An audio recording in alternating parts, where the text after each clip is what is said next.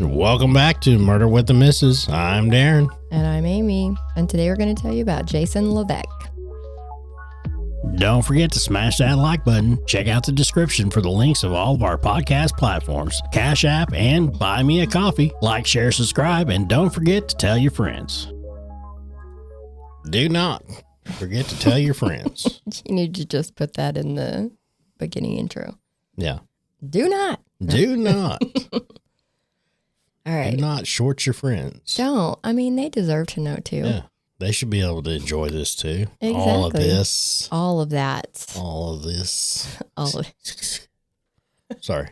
All right. If you're watching the video, you got to see the shake. Oh, I didn't even get to see the shake. Oh, the moneymaker. Yeah, it's the money maker. Now, neighbors. Am I right? I've never been a fan of people Good Lord. living that close to me. I've not, and you know I am. I don't think I'm alone in that either because I rarely hear anyone say that their neighbor became their best friend. And I think, no. And I think the older I get, the worse it gets too. Turn the lights off, hide. Do not let them see you outside. Get low. Very low. The case that we're going to talk about today has been referred to as the bad blood shooting because it is between two neighbors who also never reached bestie status. So let's get into it. We're going all the way to Rochester, New Hampshire, and all the way back to April 4th of 2024, so a whole year ago. Rochester is having a snowstorm. Some 18 inches of snow has dropped. So this is one of those times where plowing and shoveling has to be done multiple times a day. Because like you shovel out your car out of the driveway that morning to go to work, but by the time you get home, your driveway's gone. It's gone again. So you have to do it. You know, and that happens, that's the New Hampshire life. Very true. Very true. The Google says that they average about 60 inches of snow a year. Good God. Yeah. So to them, this is not that big of a deal. They're still going to work. They're still hanging out. Like this is mowing weather. Exactly. Barbecue weather. Yeah. That's what Canada says, but Hey. So I was like, this is golf weather. Yeah, I bet they are. Just after 10 p.m. that night, a call comes into 911 because there's been a shooting. 41-year-old Jason Levesque has shot his neighbor, 37-year-old Kyle Violet, 6 times after an argument over plowing that snow. Luckily, there is a cop in the area with military training who arrives on the scene just a couple of minutes after the call goes out, and he immediately starts rendering aid.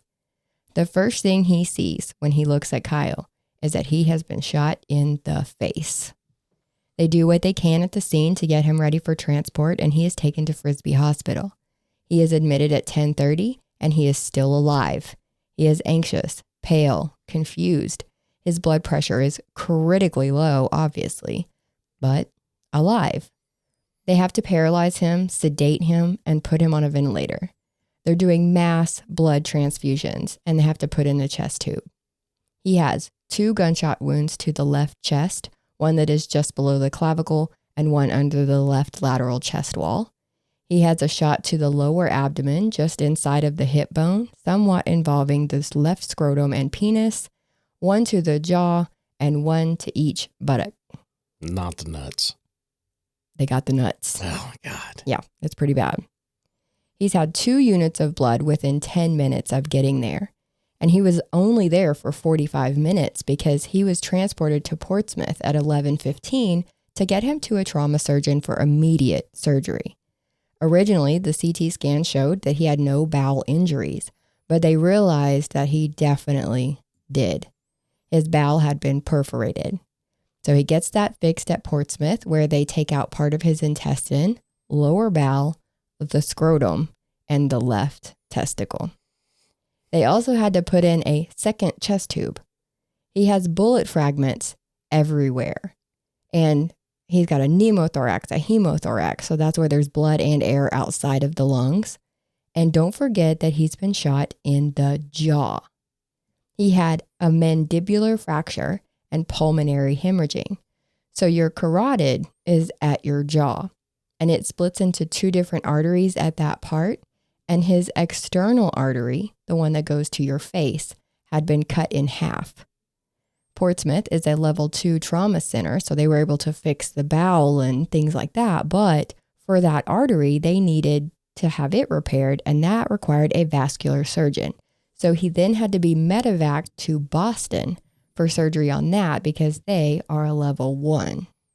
I mean, it's amazing. It's amazing he's still alive. I know. This is kind of crazy already.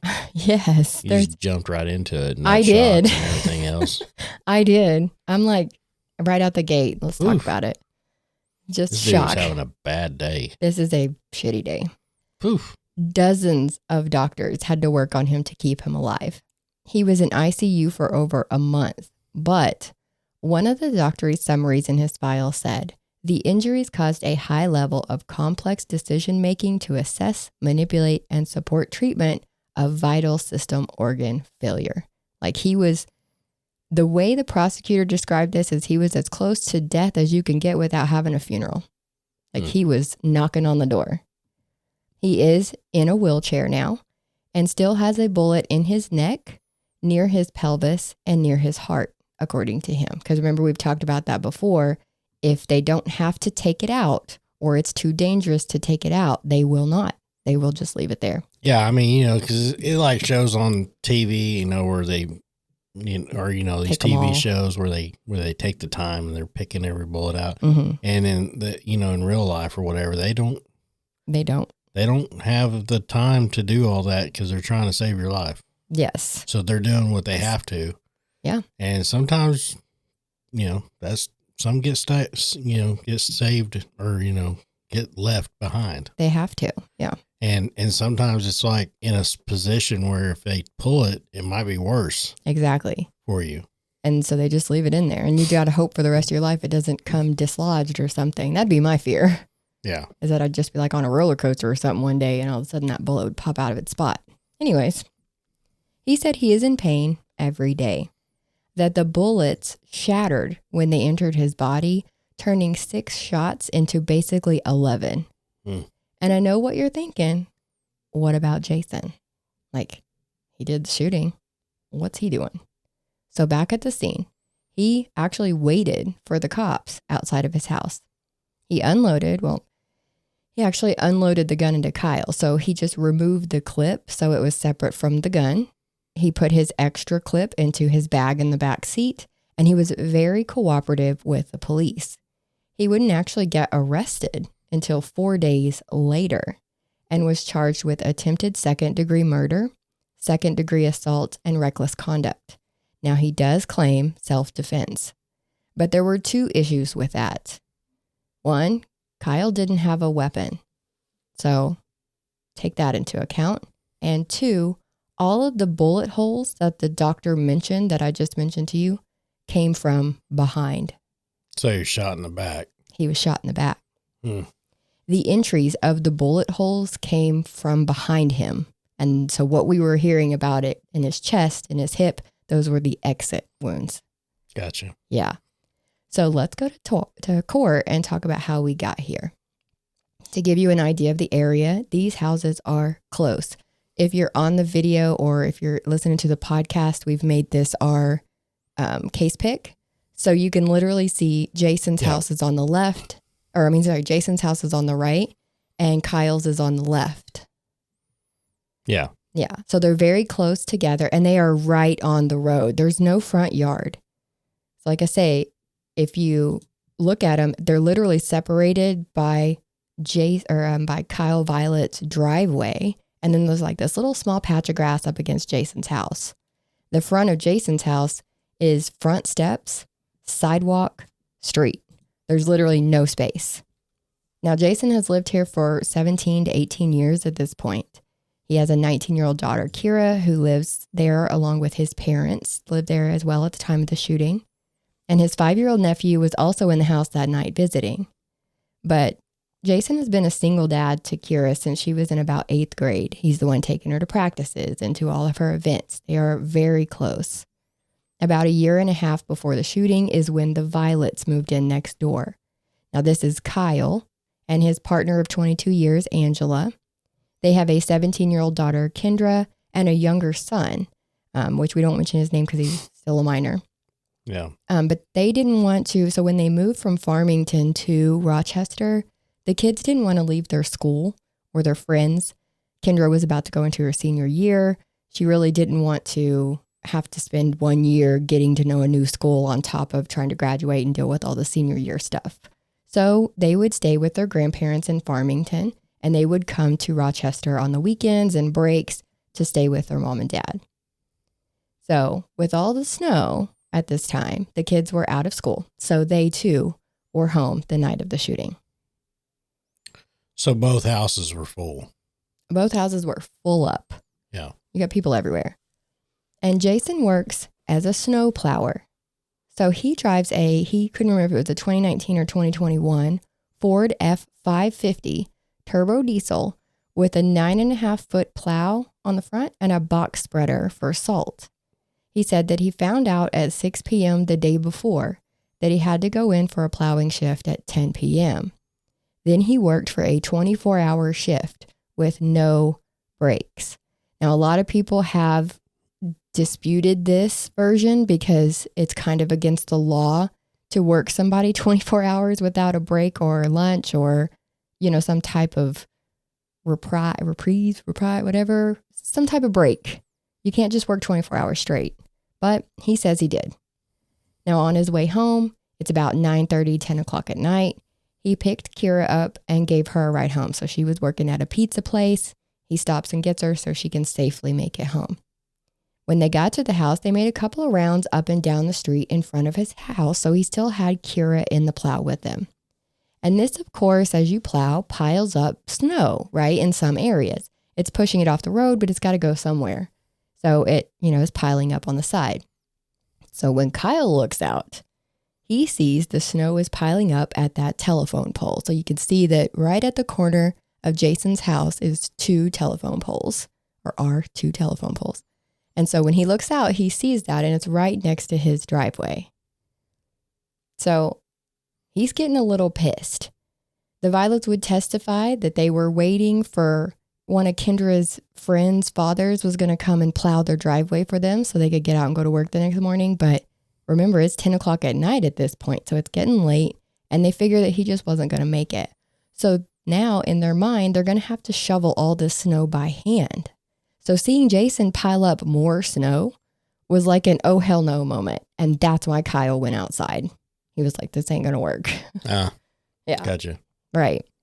So you can see him on the house surveillance camera putting his hoodie on as he leaves the house. So he's literally walking down the driveway, putting his hoodie on. He doesn't have anything else in his hands. Nothing is falling out of the hoodie. So keep that in mind. They made a whole point of that nothing was in his pockets because it would have fallen out, right? And before we get to the comments, yes, a fist can be a deadly weapon. So I'm just reiterating that it is not like he came out wielding a baseball bat or a screwdriver, which is what they mention a lot in trial. But he's obviously agitated. There's also a little back and forth as to whether or not they had issues about snow before this. Because Kira would tell the police in her original statement that the previous winter, Kyle had been using a snowblower and had blown some snow onto Jason's property. And Jason told him not to do that. And then, this is a quote from her statement. He, Kyle, bitched to my dad one day a couple of months ago, probably our first snowstorm, that he, Jason, was pushing snow onto his property. And my dad was like, let it go. Again, it's petty. It's snow. It's gonna melt. It's going to go away. So it sounds like they had already had a history about arguing over snow because that close together, like I said, it's got to go somewhere. And hold on to your butts because Jason's story is going to change about what happens next. A suspect changes in story. I mean, that never happens. That never happens. Never. Right? So even at the station that night, halfway through his version of events of what happened. So which one got shot? Kyle. Oh, Kyle. So he was the one that was plowing. No, Jason was plowing and plowing. Kyle was like, don't put your shit in my yard. Oh, okay. And that's when Jason pulled out his gun and shot him. Okay. Right? So they're saying Kyle came out of the house hot, just mad. And then, anyways, we'll talk about it. So like I said, halfway through his version of events with the cops at the station, they took a break, right? Because it takes a long time, hours and hours. Yeah. Well, the detectives come out of this interrogation room, and the other people that had been working this case had actually gotten a hold of some of the surveillance footage that shows pieces of what happened. So they're actually able to go out and see that Jason's story he's telling is not adding up with what they see on video, right? So they know he's not telling them the truth. Yeah. Jason's Plow is a big 4-wheel drive truck, but you have to manually change it into 4-wheel drive by getting out and turning the switch at the front wheels of the truck. So it's a manual hub lock-in. So it's what he said. Okay. Those words. Yeah, so that's what mine is. Mine's an F-250, but it has the manual hubs on the front. Okay. So, his is F-550. So, I mean, it's not a lot of difference. Just a little bit bigger truck. Just a bigger truck. Yep. So he is leaning down at the front wheels doing that when Kyle comes out of the house. Now, keep in mind that this whole interaction happens in seconds. The prosecution would say 11 seconds is how long this took. That's wild. He says Kyle comes up yelling about the snow. He gets so close to Jason that his nose is pressing into Jason's cheek. His defense attorney would later describe this as face-to-face. No, it was more like face-on-face. But Jason says that Kyle tells him, if you leave that fucking snow in front of my fucking driveway again, I'll fucking kill you and your family. Damn. Yes. Yes. Now, I hate when people talk like that, when they take it that far. It just has always bothered me because I'm like, that's not something you say to people. And it's not that serious. It's snow. Yeah. I mean, it's snow. But I mean, I can understand getting pissed or whatever, but not to the point of threatening and everything. Yeah. I mean, it's just like you said, it's snow. It's snow. It's just like, go out there and be like, hey, can you not cover my driveway? Right. Can you try to redirect it just past the driveway? Right. I mean, like something. I mean, hell, done else put it in front of the house. Right. There's a whole front right there on that street. Yeah, you can see it on the picture. But keep my driveway clear. That's all I ask. Yeah. That's not too much to ask right there. Because in a couple of days, it's going to be gone. Yeah. Now, not Kyle. Sorry. But I'll watch some of these Plow videos and everything. Them dudes, they don't give a damn. No, they don't. I mean, they'll cover cars. Yes. They'll snow plow down through there, and I mean, they're covering people as they're going by. Yeah. They don't give a damn. No, they're just trying to get the job done. Yeah. Now, Jason had just started carrying a gun with him when he plowed at night, because earlier that year, behind the Home Depot where they meet, park, get salt, they do their plow shit back there, some stranger had come brandishing a machete. So he started carrying his gun for protection when he was out. When Kyle allegedly said what he said, Jason said he pulled the gun out and it only made Kyle angrier. Yeah. He said, as soon as I saw that look in his eye, I knew I had to protect my family and I pulled the trigger. Now, he says he thinks that the first shot hit him. How as soon as he saw that look in his eye. The look in his eye. Did he turn to run towards that guy's house? We will get into that, yes. Because remember, his story changes as he realizes that the cops can see what actually happened. So we're going to have different versions. But this is what he's telling them that night. Mm-hmm. That he thinks that the first shot hit him. Thinks. Okay. He said that Kyle flinched, but he didn't know if it was because he was hit or if it was just a noise. He said he reacted to it. That was the best way he could describe it. He says Kyle turned and walked away, but then turned again and came back at him. So he had to shoot 5 more times. So where did the first shot hit? I thought that was very important too. Oh, the first shot was in the jaw. Wow. Yes.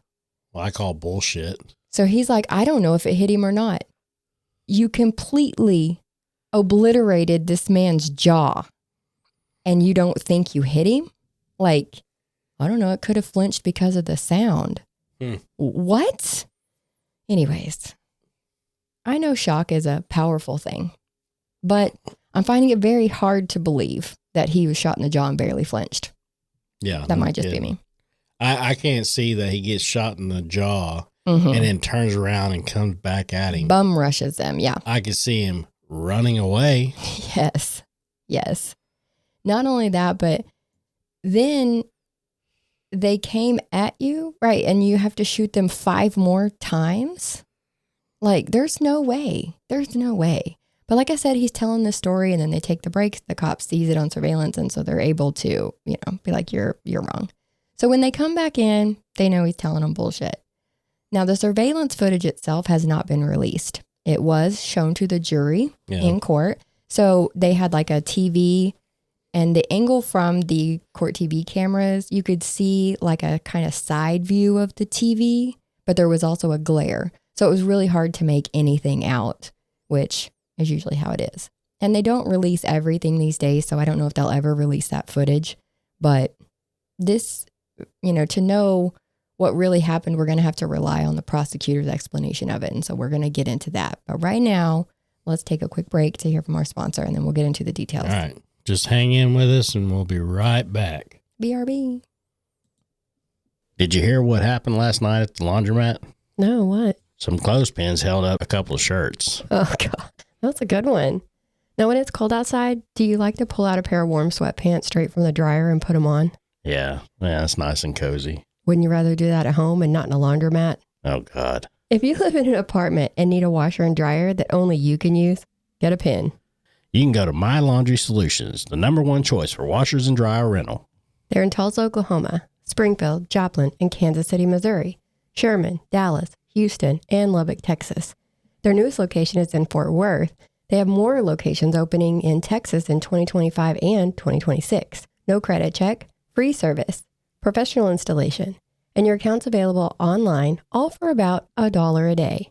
Go to your leasing office, go to mylaundrysolutions.com, or call 800-535-4411. Stop being taken to the cleaner and give them a call today. Give My Laundry Solutions a call today. Just call and say hi. Yep. And if you guys are interested in doing an ad on our podcast, just email us at dna.truecrime@gmail.com. and we can get back with you with what we do and how we do it. Yeah. And we can actually make the ad for you, and then we'll send you a audio of it and see if you like it and go from there. All right. Professional. We try to. So back to the story. Okay. This is what was on the camera footage according to prosecution. Kyle confronts Jason. Kyle walks about 15 feet away and is gesturing to the snow and into the truck and back and forth. And he's pacing while he's doing this. Like, don't put your fucking snow from your fucking truck in my fucking driveway. Remember? That's how he said it. Mm-hmm. Okay. He takes 4 steps towards Jason. Jason steps away from the truck and toward Kyle, holding the gun up in a 2-hand stance. Kyle stops, then turns away. As he is turning, that is when Jason shoots him in the face, and Kyle falls to the ground. Now, see, he failed to mention that Kyle fell to the ground. Remember, he just came bum rushing back at him. Now, as he tries to crawl away, Jason advances on him, and then he fires 5 shots into Kyle from behind. The video footage is not able to pick up the conversation between the 2 men prior to that shooting, but you can clearly see the interaction according to them. You can hear the first shot on the audio. There's a 5-second pause, which is when he is advancing on Kyle while he's on Kyle while he's on the ground. And then you hear the next 5 shots in rapid succession. Oh, yeah. So, self-defense. Obviously self-defense. I mean, right? he went at him Dirty Harry style. Absolutely. 2-handed stance. So, Yep. Charlie's Angel style. Yeah, yep. Charlie Angel. Now, he told the cops, remember, that he could tell by the look in Kyle's eye that he was angry and that he looked like he was going to come back and fight him. So he pulled the gun out. On the ground. Mm-hmm. Yes. On the ground. Yes. Yeah, crawling away. He looked like he was coming back at him. This is what he was saying before he shot the first time, right? Whatever. So the look in Kyle's eye, he knew he was going to be in trouble. So he pulled out the gun because he could tell it was a you or me situation. That's what he said. Kyle was coming at him in an aggressive way. And then he wasn't even fazed by that first bullet, so he had to fire 5 more into his lower body, and that finally slowed him down. He turned and started walking towards his house, holding his stomach. Now, when I say his, he was saying Kyle was walking towards Jason's house. And Jason didn't realize that the cops knew that he was making all this up. Like, they just let him keep talking. And the cops are sitting up there going, sure, buddy, sure. Yeah. So at trial, the defense points out that if Kyle had stayed on his own property, none of this would have ever happened. I mean, they came out in their opening statement saying Kyle had a heart full of hate, a brain that was bathed in rage, and a mouth that was spewing venom. Spewing venom. Yes. They called him a raging maniac and said that if you reasonably believe that someone is talking serious to you, that you get to react serious. Do they have the stand your ground laws there? I wondered that too, so I looked it up, and yes, they do. So NHRSA 6274 says a person may use force in self-defense if they are reasonably believing it is necessary to prevent imminent death or serious bodily harm to themselves or another person. Now, New Hampshire does not impose a duty to retreat if you are in a place where you are lawfully present. So the issue is not that he shot him, it's that he shot him in the back. Right. It said he shot him 6 times, and 5 of those were in the back. Well, I mean, that's pretty much anywhere. Yes. I mean, you know, if we have an intruder in our house, right, I have pretty much full legal right to protect my house. Yes. But if he is retreating and running away, right, I cannot shoot him in the back because he's no longer an imminent threat. Exactly, because he is going away from me. Yep. So if I did that, then that puts me in the wrong. Yep. And, you know, it's just really freaking touchy. It's really touchy. And I mean, this dude right here, he was kind of, I think he's kind of in the wrong. I think he went just a little too far with this shit. Mm-hmm. And, you know, and the guy just saying, I mean, even if the guy said that I will hurt you or whatever. Right. And your family. Yeah. And your family. I mean, unless he's actually walking towards his house, and even after he shot him and they seen him crawling towards that guy's house. He wasn't crawling towards his house. Oh, okay. I thought you said that. Nope. He was actually crawling towards his own house. So if you look, this all happened by those telephone poles. Yeah. So when he turned, he was literally turning to go back to his house, but Jason took it as him turning to go into his house because his steps are literally right there. So his lawyers or whatever was saying that he was trying to get into his house. Yes, to hurt his parents. So even if that was the case, he could have been disoriented. I mean, he's been shot in the jaw. Not knowing where he was going, so he was just trying to get to a safe place. Yes. But, yes. I mean, they can't argue that. This is why I wanted to cover this one, because it's so touchy on either side, because they are right. If Kyle had not come onto his property, he would not have felt the need to defend himself. But at the same time, this is not defending himself. This is literally shooting to kill. Yeah, he should have called the cops. He should have called the cops. He should have called the cops, should have called the authorities and had them handle the situation. Right. And he could have put a protective order or whatever it's called. All kinds of things. Yeah, protection orders. Yeah. And then that guy couldn't have, and then if that guy came back into his area. That's 100% a threat. Threatening him again, then he has every right to fucking defend himself. Right. No matter what. Right. And still can't shoot him in the back. No. But he gets a little bit more of a pass, you know, he gets a little bit more lenience whenever that happens. Right now, it's just kind of like bad road rage. Pretty much. I mean. Yeah, neighbor rage. Yeah.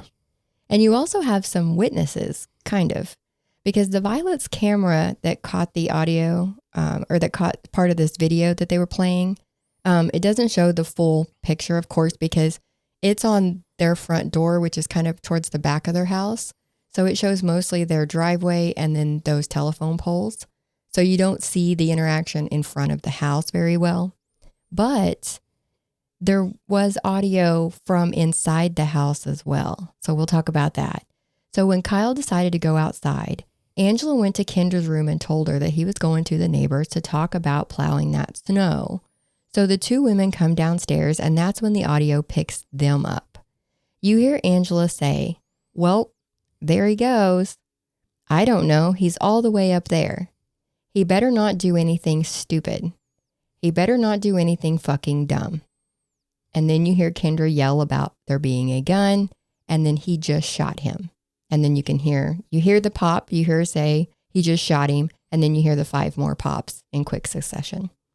Now, Angela was asked on the stand who she was talking about when she said, he better not do anything stupid, to which she said she was talking about the neighbor, Jason.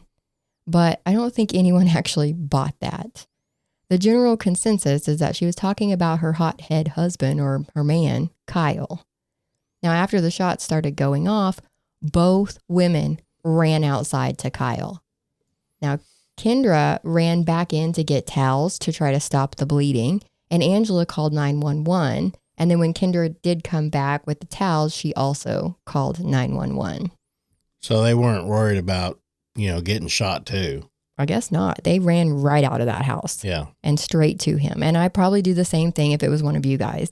You don't think of anything except helping the person that you love. And that's what they were doing. So they are witnesses to a point because their view was, like I said, they're in the house, which is kind of towards the back. So they only have a partial view and they couldn't hear the conversation.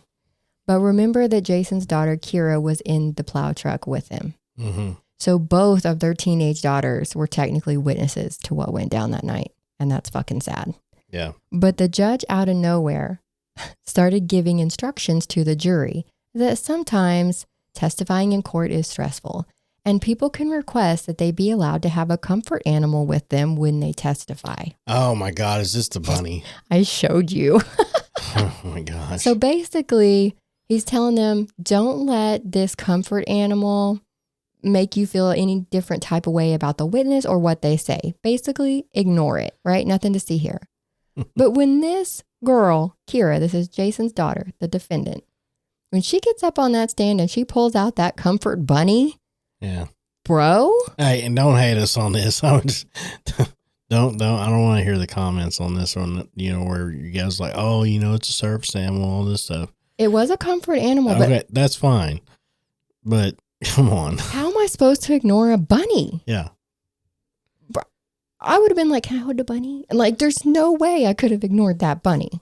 And she set it on her lap and petted it the whole time. So the whole time she's testifying, I'm watching this bunny. Ugh. I'm sorry, that's just me too. I can't ignore a bunny. It's a bunny. And I love the bunny, but she should have probably also taken some ginkgo biloba. Is that what it's called? Because she suddenly had amnesia. The bunny did not help with that part. Yeah. Suddenly, even though this happened just a year ago. Now which kid was this? This is the shooter's kid. The one who was in Jason. the plow. Mm-hmm. Yeah. She was in the plow when this happened. So, like I said, this was only a year after the shooting. So you would think that she'd remember a little more, but she didn't even remember what she told the cops the night of the shooting. And I can understand that. It's a traumatic event, right? She's the one who told the cops that there was at least 2 prior incidences where the men had argued about snow. Now she doesn't remember there being any prior incidences. I wonder if she had this bunny before. She did. She suffers from severe anxiety. Okay. Mm-hmm. Well, I that's what I'm wondering. I'm wondering if this was like a tactic. No. You know what I mean? No, I don't. Well, I don't know if her bringing it to court was a tactic, but she does have the bunny for legit reasons. Yeah. Yeah.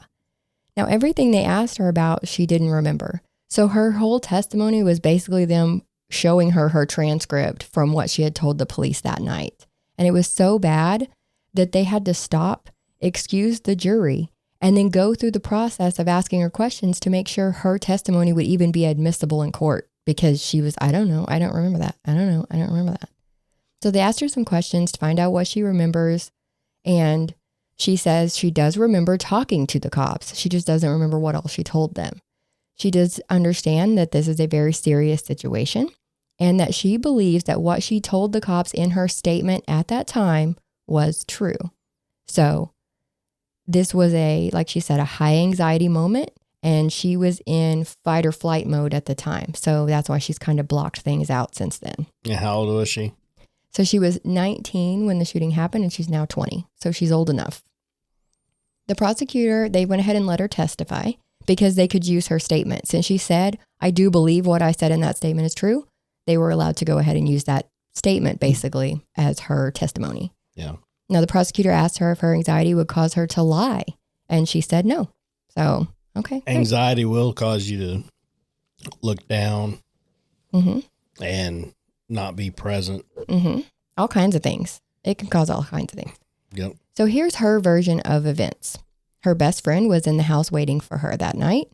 When they got home, they went up and down the road a couple of times in front of their house and pushed snow towards their steps, but not past them because there was those telephone poles there. You can see them in the picture. You see their steps and you see those poles. So she's like, we couldn't have pushed snow into his driveway or in front of his driveway because we would have hit those poles, right? But snow can go around it if you're pushed. Anyways. But then they stopped. So she thought that they were done. So she starts getting her stuff and getting ready to get out and go inside. But then she saw Kyle in front of the plow, and he was angry. She said he was rocking back and forth. So she got back in the plow because she was already starting to get out. She got back in the plow and shut the door. She looked up at the house to see if her friend was looking out the window at her. And she heard Kyle say that if he kept pushing the snow towards my house, I'm going to kill you and your family. So she says she heard him say that. He seemed angry, like he could throw a punch, but he didn't seem threatening, is what she said. She did somehow remember saying that part to the cops, though, so I'm not sure. I don't know. She never saw a weapon, and she never heard him say that he had anything. So she didn't hear him say, like, I'll stab you with this, or I'm going to do this with this weapon. Like, he never alluded to having anything. And she said she could see her dad's lips moving, but she didn't hear what he was saying back to Kyle. She said that she had actually blocked that out. Her dad got his gun out, and Kyle was in front of the plow walking backwards. In her mind, it was towards her house.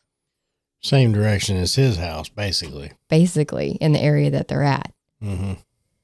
So unless he was making a lateral move, that would have been him going into their house. But if he just was walking backwards, pulled the gun out and he was backing up. She did say that. She said he was walking backwards. Yes. He was trying to get away from the situation is what he's doing. Right. So then she says she hears the shot, but she did not see Kyle walk away because she was on her phone. Right. Okay. So she's seen everything else, but the shot. But she was on her phone. She was on her phone. The state pulled out her statement again because she even drew the cops a map when they took her statement so that they could see what she was talking about. She also said that Kyle was running. And when asked why he would be running, she said, I assume it's because my dad pulled out his gun. I would run too. Yeah. She said he was running towards his house. So not towards her house, towards his own house. Now, when they ask her about that on the stand, she doesn't remember saying any of that. Of course not. Yeah. I'm telling you, she was coached. Now, after the shooting, Kendra and Angela ran out, right? So they're out there with Kyle. Jason moved the plow truck into his driveway to get it out of the way for emergency vehicles. She says, Kira, his daughter, says that he tried to call 911 on his phone, but before he could, the cops were already there because they responded in literally like 2 minutes of them calling because somebody was in the area.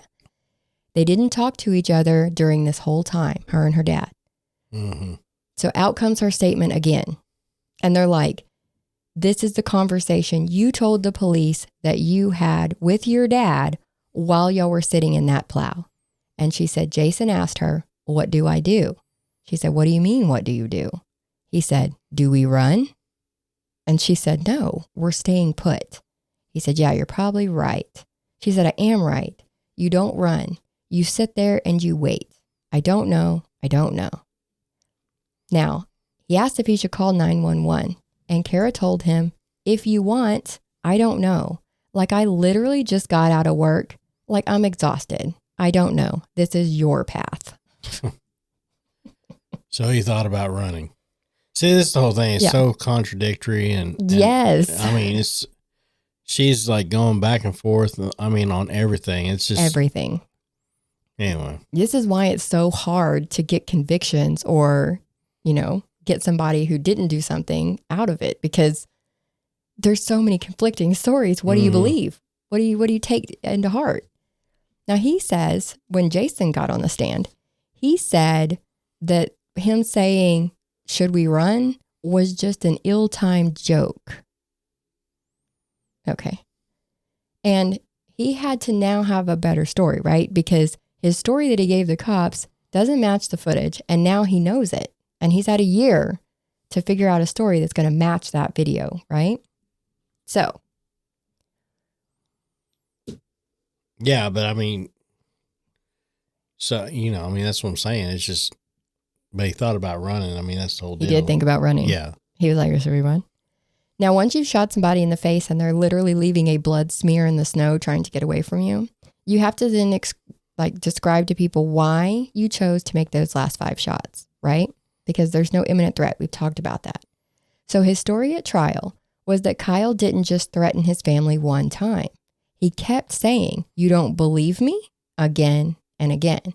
So he took it seriously and shot the first shot from about 5 feet away from him. So now you're telling me you shot this man in the face from literally 5 feet in front of him, and he barely flinched. Okay. But then Jason says that he blanked out, like a TV going out and then back on. Okay. But he says that Kyle got up, so that means he now acknowledges Kyle was on the ground, and headed towards Jason's front steps. So that's why he kept firing. That he had family members inside the house that were in danger. They made it a big point that he was cooperative with the police. And I want to point this next part out because it happens. Of course he's cooperative. He's trying to get freaking self-defense. Exactly. He wasn't dumb, I guess. Yeah. So I want this next part. I wanted to point this out. It really doesn't have much to do with this, but I wanted to point it out because it happens all the time. So if you're listening and you're a cop, this is a teaching moment. When Jason got out of his truck, right? So he'd put his gun, he'd took the clips out and everything, and he had everything separated. And he got out of the truck, hands up, and he walked to the back of the truck. There was a male officer and a female officer back there. One was yelling, walk towards me. The other was yelling, get on the ground, right? So he had to tell him, I can only listen to one of you. You're telling me 2 conflicting things, sending me in different directions. Yeah. So the female cop stopped yelling, and he was able to actually comply with the male cop's instructions and was taken into custody. Yeah, they should have just played rock, paper, scissors to see who got to be leader. Right? You can't both get out and start yelling stuff. Come on. And this is how people get hurt because... Well, I mean, that's how they get hurt. That's how they get resisting. I mean, that's how they get all kinds of stuff. All kinds of things. I mean, and that's where, that's where people get put into the damn court system for stupid ass reasons, and they can't get the fuck out of it. That's a bunch of resisting arrest charges right there. Yeah. Because you're not listening to one of the officers. Yeah. I mean, what the fuck is he supposed to do? Just, what are they called in football? Hail Mary? Hail Marys or wherever they are, you got to jump up and down and fucking on the ground up there. Oh, you're talking about burpees or something? Burpees, that's it. Burpees. So you're supposed to be doing a bunch of burpees while you're sitting there trying to figure out who the hell to listen to. Down and up and down. Yeah. What do I do? I don't know what to do with my hands. Yeah. So defense really pushed the fear. They pushed the sleep deprivation and that this was all Kyle's fault. That if Kyle hadn't come over there, this never would have happened. And the state called this what Kyle had said as a conditional threat, something that people use every day. If you push snow over here, then I'll kill you and your family. So words matter. Someone who did not testify at trial was Kyle. Now, he was there, but in preparation, the state played the video surveillance for him, and he suffered a severe PTSD attack. So he knew he was not going to be able to testify, and he did not And some say, No, because he knew he couldn't defend it. no, I'm talking about the guy who got shot. Oh. The guy who did the shooting, he testified. Oh, okay. Yeah, that's Sorry. where we got the Okay, I got turn you. towards my house. I'm back. Yeah. So this was a traumatic experience, regardless of who started it. And Kyle was not going to be able to get up on that stand and make it through it. So after the defense started their closing arguments, Jason's dad, the defendant's dad, had a medical event in the gallery. So they even had to stop the closing arguments and get him help. Now, he was okay, so they were able to continue. And on March 20th of 2025, so a couple weeks ago now, the jury was in deliberation. And during their lunch, they sent a note to the judge. They're like, hey, can we leave at 3 today? And the judge is like, sure. So they let him go. And they had to come back in the next day. So it just prolonged it one more day. I don't know if somebody had an appointment or what happened. But anyways, they resumed the next day. And it was literally no time. It took them not very long to come up with their verdict. So now I want to know what you think, Darren. So you've got attempted murder and assault on the plate. What do you think he got for attempted murder? Guilty or not guilty? Well, I'm hoping he got guilty. You're hoping guilty? Well, yeah. Okay. Because he shot him in the back as he was running away. 5 times crawling away. As he's crawling away. Yeah. Well, they found him not guilty. Oh, you're fucking killing me with this shit. They found him not guilty of attempted murder, but guilty of first-degree assault. So that is when you intentionally harm somebody, not an accident. It's not like I was doing something and this person got hurt because of what I was doing. Look, he shot him. He shot him. Right in the jaw. Yeah. When he shot him in the back, it was the basically it's the law where it's, as long as there's nobody there, to sue you, it's one of them deals. Well, if you ain't there to fucking talk, if you ain't there to talk, there ain't nobody, if there's no witnesses, that type of deal. So he shot him the rest of the times in the back trying to finish it. Yes. And everything. Yes. So because basically he knew that whenever he shot those other times and everything, he knew that if he died, then there was no witness. There was to that. Yeah, nobody to dispute his story. Exactly. Yeah, right. Except they had that surveillance footage. Whoops. There was actually several angles. And he could have angled it however he wanted, even with the surveillance footage. That is true. I mean, because the other guy's not there to defend himself. It's 10 o'clock at night. It's dark. Yeah. But I mean, that's what I'm saying. But the only thing that screwed him here is that the guy lived. He lived. But it didn't screw him. Because he should have got attempted murder on there, Well, what everybody is saying is that had Kyle been able to get up on that stand and tell his side of the story, he would have been found guilty. That's what everybody believes. Yeah, but then again, it's like they let this girl up there on with her support bunny and everything. Love that bunny. And and so he's having traumatic. He's having PTSD from it and everything else, and now they're gonna dock him for it. Yes. Okay. Well, I mean, what can you do? But they didn't read his statement. They didn't admit his statement into it, which I guess that he'd have to be on the stand for them to do that. But golly. No, they don't. I mean, they can be like, he's not going to testify, but we do have a written statement from him. Well, the prosecution used his version of events as to what they did in their opening statements, and that's what they pushed the whole time. So either way, it was not enough. It was not enough. Yeah, it was not enough. And I will say that the first degree assault does carry up to a 15-year sentence. So it's not technically a light sentence, but still not enough. It's still not enough. And the attempted murder charge that he was being held on is what he was held without bond for. So he's been in jail since this shooting happened, like 4 days after, because they wouldn't set him a bond because of the attempted murder charge. Now that that's gone, he's been acquitted of that. Now his lawyer was like, okay, great. As soon as they said not guilty, he's like, we want a bond hearing because he needs to get out while he's waiting for sentencing. So that hearing, like, no, they said it. They have to. They have to. Off. So the hearing was on the 1-year anniversary of the shooting. So it was on. He's a flight risk at this point. You could say that.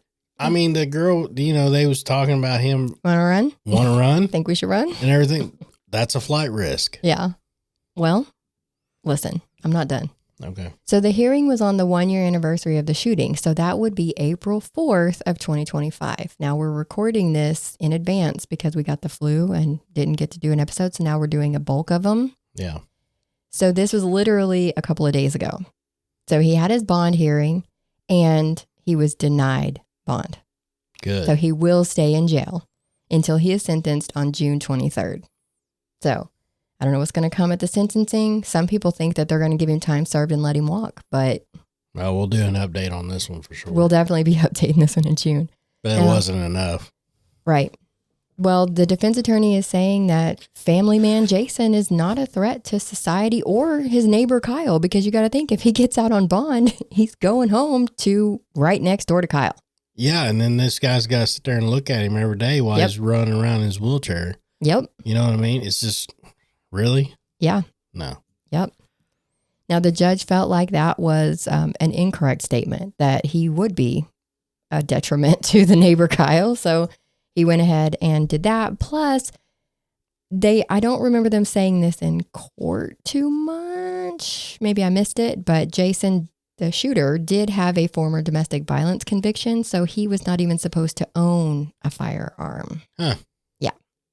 So that's another reason the judge is like, no, I'm not letting you out. You've broken many laws. And what are their laws in was it New Hampshire? We're in New Hampshire. Mm-hmm. Okay, so what are their laws with carrying a firearm in a vehicle?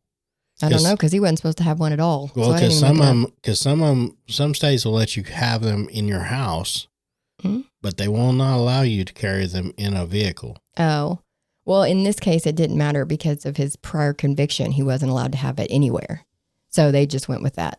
Yeah, yeah. But that is interesting. I probably want to look that up when we get I done. think in I think it's Chicago. Illinois? I think it's Chicago, or in Illinois or whatever. I think it's like, I mean, now I think it's different, but a long time ago. But it was you could have them for protection at your house, at your home, but you could not. You wouldn't, like, if you got caught with one in your car or whatever. It was a big deal. Offense. Yeah, big deal. Yeah. So as you noticed, this is another one that had a very split public opinion. The state pointed out that their interaction, remember I said, was only 11 seconds. So now that you've heard all these versions of stories, and you know that there was a 5-second pause in between the first shot and the last 5 shots, that means there was 6 seconds that they actually interacted. So is that enough time for Kyle to threaten Jason's family 3 times? Like, according to him, he just kept repeating it over and over and over. And you have the right to protect your property, but you don't have the right to shoot somebody in the back. So that's another problem. Yep. And if he had called the cops himself, or stopped after the first shot, or maybe didn't change his story several times, then he may not have even been arrested to begin with. But because of all the issues that popped up, it's just one of those things. But we want to know what you think about this one, because it is so split. Be respectful, though, in the comments. Everybody's entitled to their opinion. Yeah. And like we said, this is another one we're going to watch and update, because I couldn't wait to talk about this one. I have a very problem with being impatient, and I needed to get this one out. And we get some comments on here and everything. It's like, oh, we already found whatever loopholes, or we found stuff wrong with your deal. And the whole thing is, we don't get everything in here. Yeah, that's usually where they're, oh, you didn't talk about this. Well, I can't talk about everything. We hit the main topics and everything. And that's what we try to do. We try to hit the main topics because we're trying to keep everything under. We try. Yeah, this one right here is going to run about an hour. Sorry. But do your own research. We're here to tell you the story and give you the bullet points, basically. Talk it out. This is what's wrong with it. This is what we see as problems and things like that. But always do your own research. Yeah. Get in there and dig in like we do. And if you guys have information that we can add on to the next story whenever we do the update, send it to us. Those are other comments I love to see, is when people are like, what about this? And keep this in mind and blah, blah, blah. And they start like putting out other facts. And I'm stuff that actually helps. Yeah. And I'm like, sometimes it's stuff I don't know because it's gossip or rumors. Yeah. Okay. Because I'm not from the area. And I can't talk about that on the pod because, well, that's not a fact. I can't. Exactly. Anyways, if you do like our content, please like, share, subscribe, and hit the notification bell so that you get notified when a new episode drops. If you would like to support the channel, we do have Cash App at $MWTM pod. And we also have Buy Me a Coffee at buymeacoffee.com/MWTM. Mm-hmm. So, don't forget to tell your friends. Mm-hmm. Tell them. If you guys like the podcast, share it with them. Yeah, they probably will too. And then go to our other channels and make sure they like, share, subscribe, and follow us. And we're just looking for subscribers. That's what we're looking for, the main. So yeah, holla. until next time, guys, we'll see you. Bye.